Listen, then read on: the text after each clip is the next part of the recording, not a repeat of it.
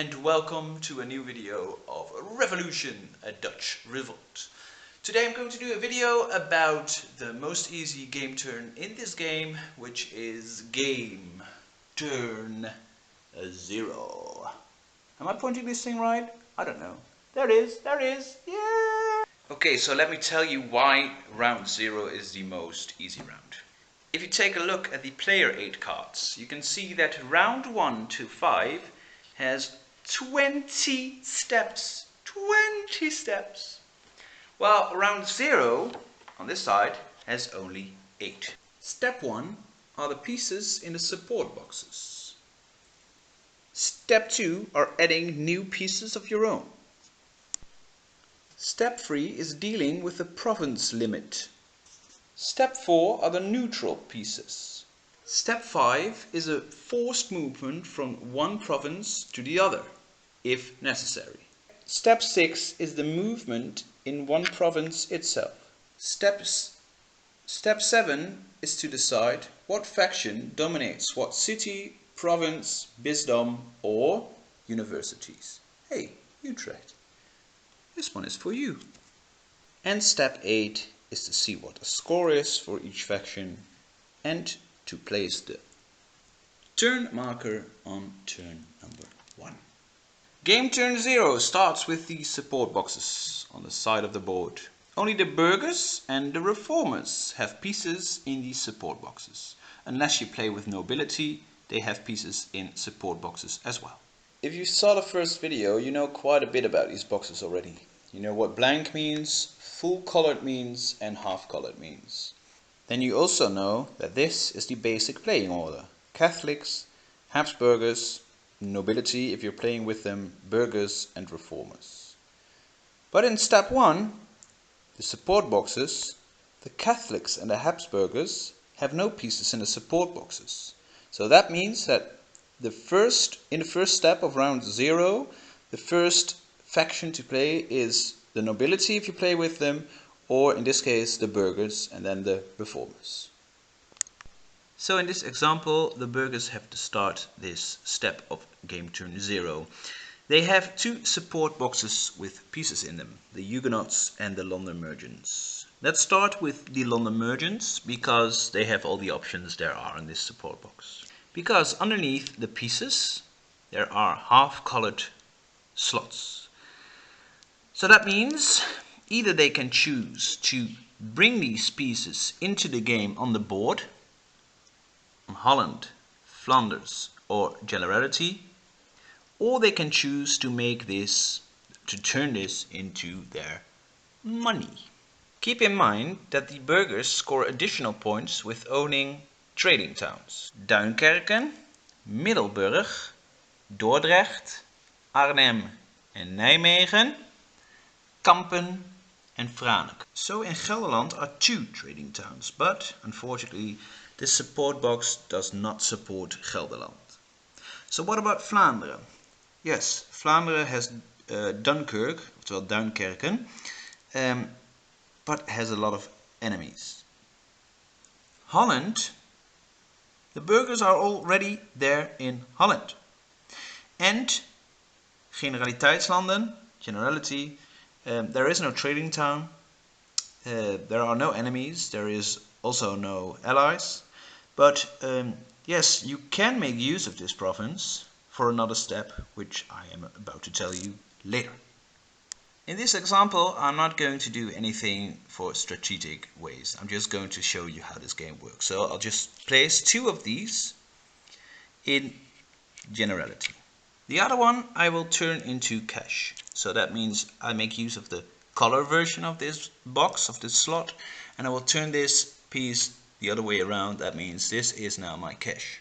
You do not have to place if you don't want to. You can also choose to leave pieces right where they are. And I'm choosing that right now for the Huguenots, because the Huguenots can intercept the Spanish treasury. That means if the Habsburgers or the Catholics decide to place pieces in here and turn them then into cash, I will intercept 1 coin at least now, or if there are 2 pieces here, 2 coins of their treasury. The reformer pieces are, all four of them are on half colored boxes, so the same goes for these pieces. You can either place them on the board or... Shit! Where are they? Oh, they are here. Good. Or as cash.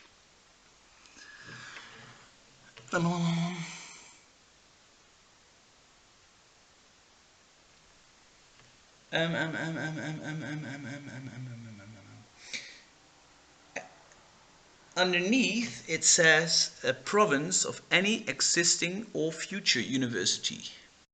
You can place them anywhere where you can see this symbol, this university symbol.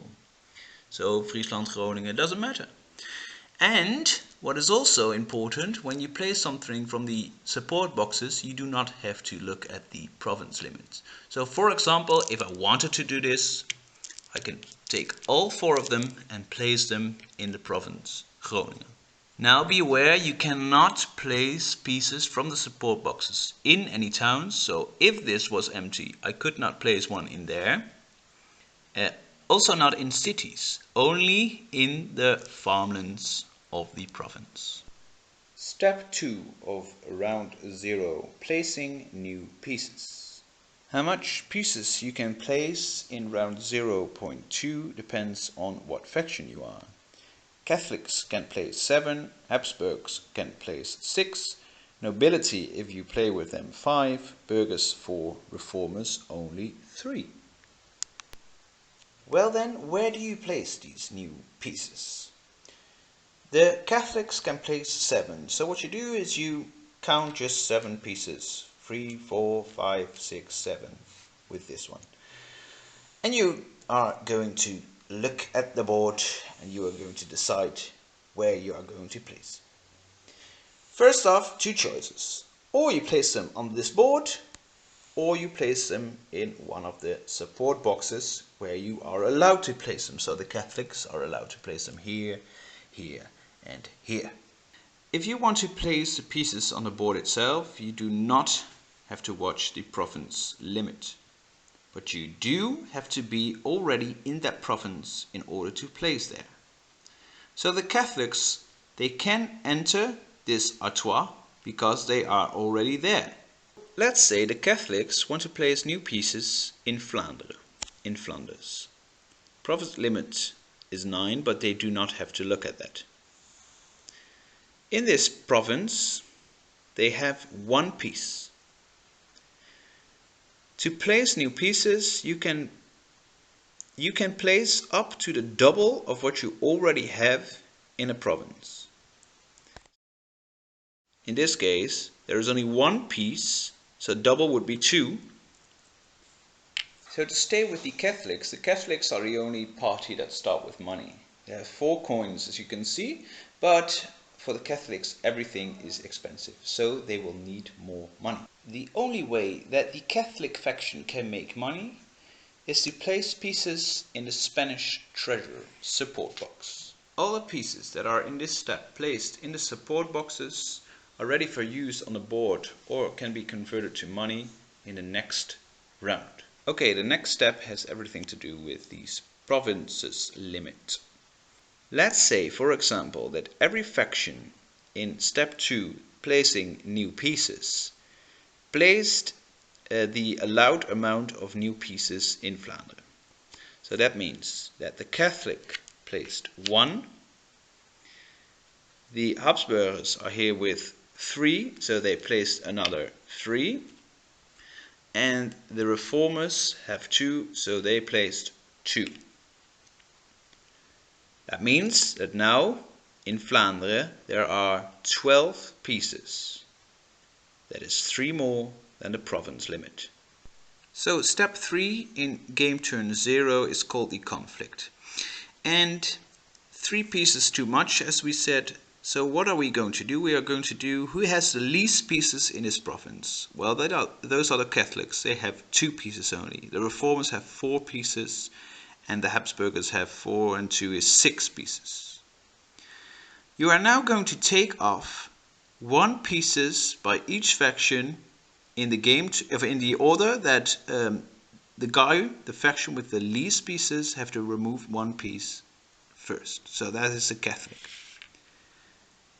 But we have to remove 3 pieces. So now it's a turn for the Reformers. 1 pieces. And now from the Habsburgers. And we're there already. Now it's settled. There is 9 pieces, and that is allowed in this province. Okay, I redid this province a bit because I want to give you another example. As you can see, what I did is now there are 3 and 2 is 5 pieces of Habsburgers, 4 Reformers, and wait, I was not finished, also 4 of the Catholics. That means there is no faction that has the least. Yeah, there are 2. Together, the Catholics and Reformers both have 4 pieces in this province. In total, there are 11 pieces, and the limit is only 9. So that means there are 2 pieces too much. But because they are equal, they both have 4, you remove at the same time 2 pieces of them. And every faction can choose which of these pieces they want to be removed. So they do it at the same time. And then this game is over. Or not the game, but this turn, because there are now 9 pieces. In this next example, I have now 5 pieces of Habsburgers in Trier and 1 of Catholics. The limit is 4, so that means there are 2 pieces too much, even though they're allied. So the Catholics have the least piece, so they take off 1 at first. But now there is only 1 faction left. So that means the conflict is over, even though there are 5, which is 1 more than the province limit. Because in the next step, we will deal with this. But before we deal with it, we have to go to the next step first, and that is to place neutral factions. What do you have to do? You take a look at every province at the limit, you count the pieces in the province, 2 only here, and you fill them up to the profit limit minus 1. So 2 pieces here, we have to go up to 4, so you place 2 more neutral pieces. Right, when you placed all the neutral pieces, and I only did this for this side of the board so I can show you the examples, the next step is there, and that is one of my favorites, the overflow. How does it work? On all the provinces where the conflict didn't help the limit, like for example what we did here in Trier, we still have 5 pieces, which is 1 piece too much for this province, for the limit is 4. You can go now, take 1 piece and make them overflow to another province that is next to it. For example, Luxembourg, or for example, Jülich. You can only go to a province if the limit is not reached there. And you can ignore the neutral pieces.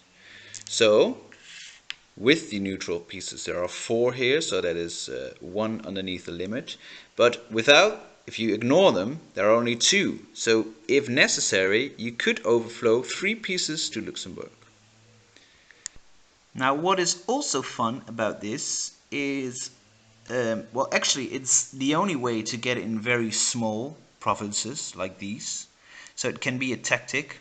If you place very many, for example, if the Catholics place a lot of pieces into Luik in Liège, they can overflow to these small provinces.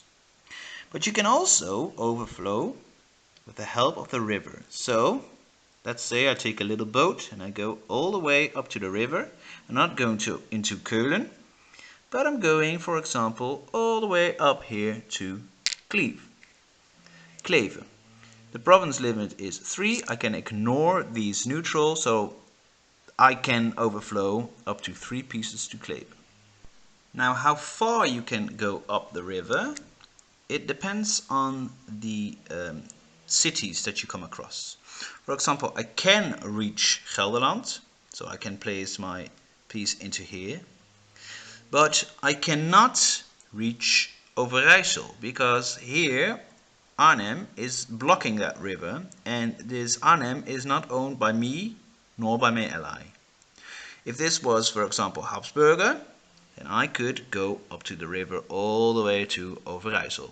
And again, I can ignore that neutral piece. I can also go up this river. Whoops.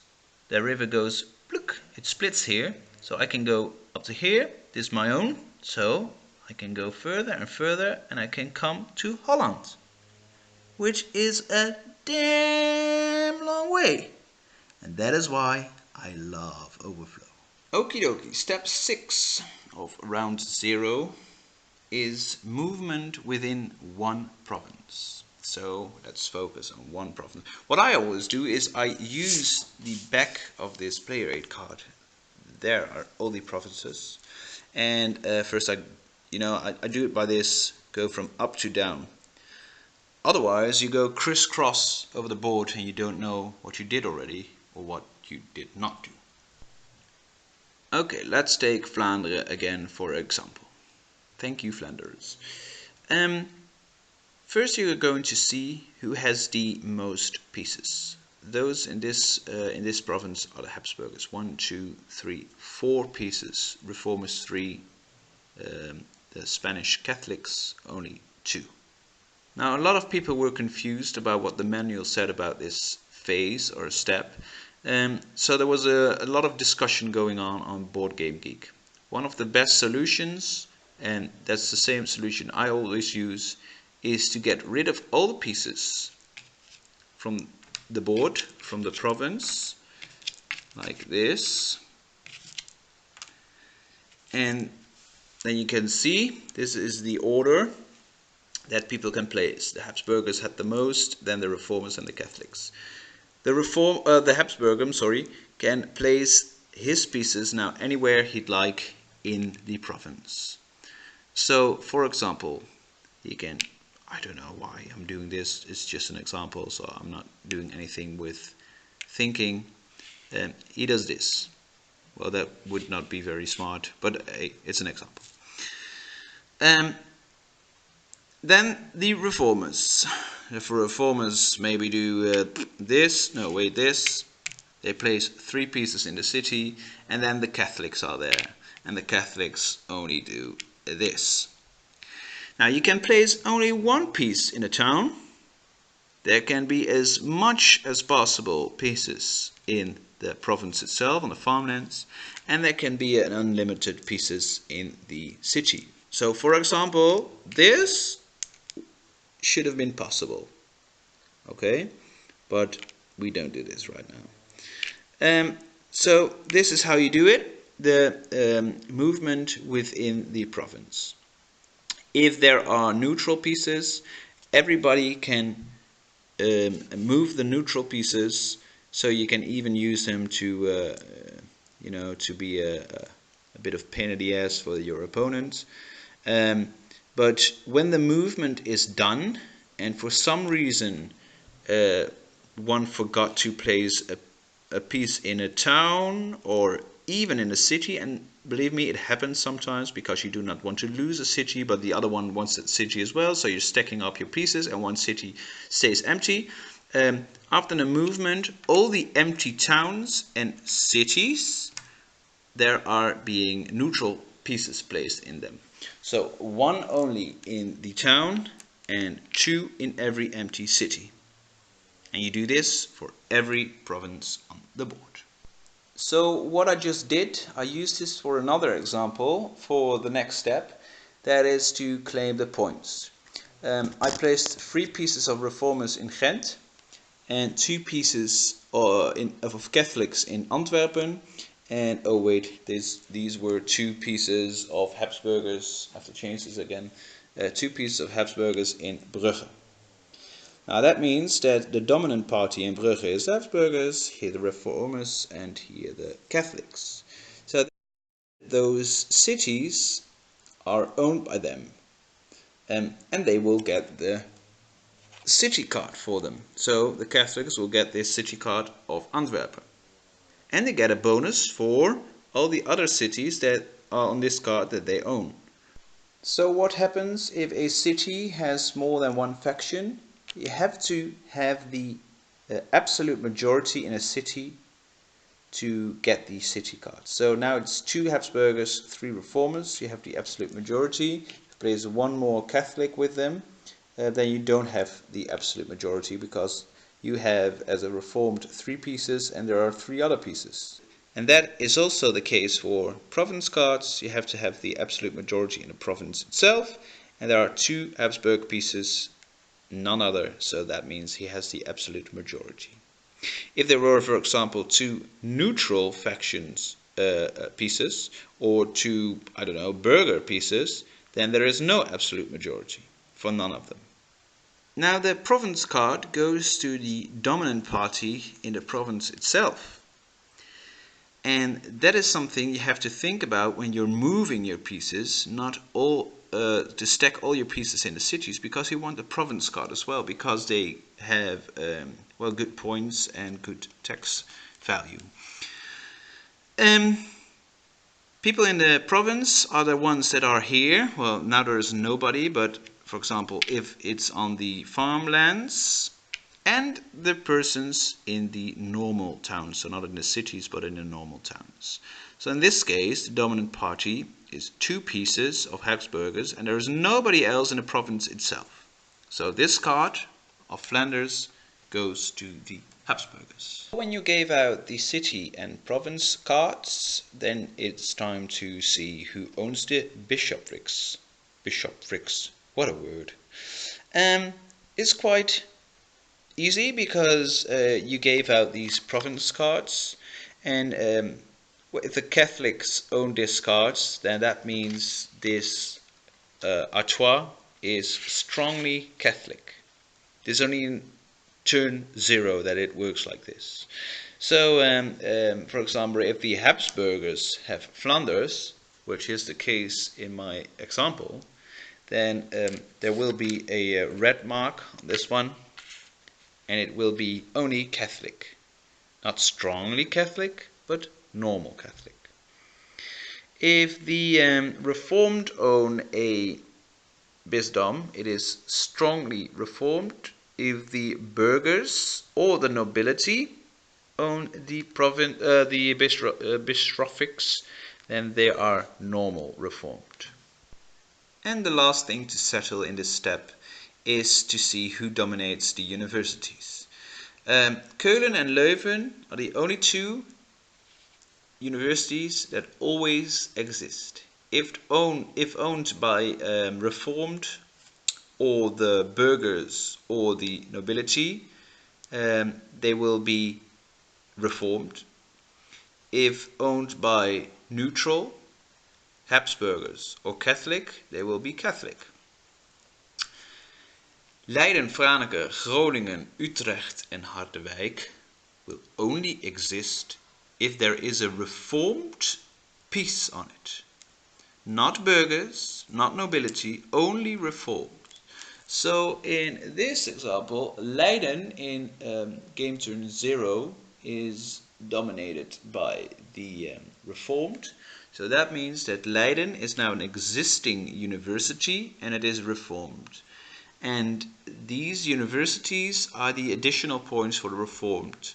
So it means that this is very important, that they try to keep all these universities existing. And so that also means that in the province, when you have to move, that the burghers should not take the university cities of the Reformed, because you're allied, so you don't want to take the points of your friend. So that is also the other way around. The Reformed don't have to take these trading towns from the burghers, because these are the additional points for the burghers. And last but not least, you will collect all the scores. Well, for example, and I cannot say this enough, it's only an example. Let's do the Catholics. Let's say the Catholics have these province cards. You can see these are the limits, these are the tax value, and this is the points. So that is 1, 2, 2.5 points. And this only counts for the end of the game, so not an end of any round. So now he has 2.5 score of the province.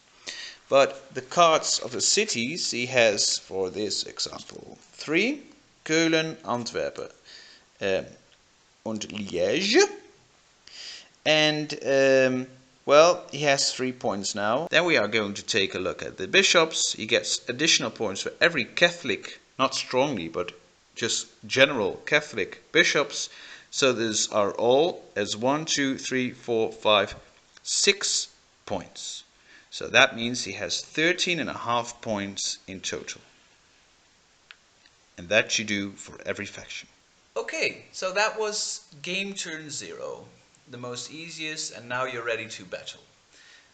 If I forgot to explain anything or you have questions, then just put them down in the comments and I will see that I can answer your questions.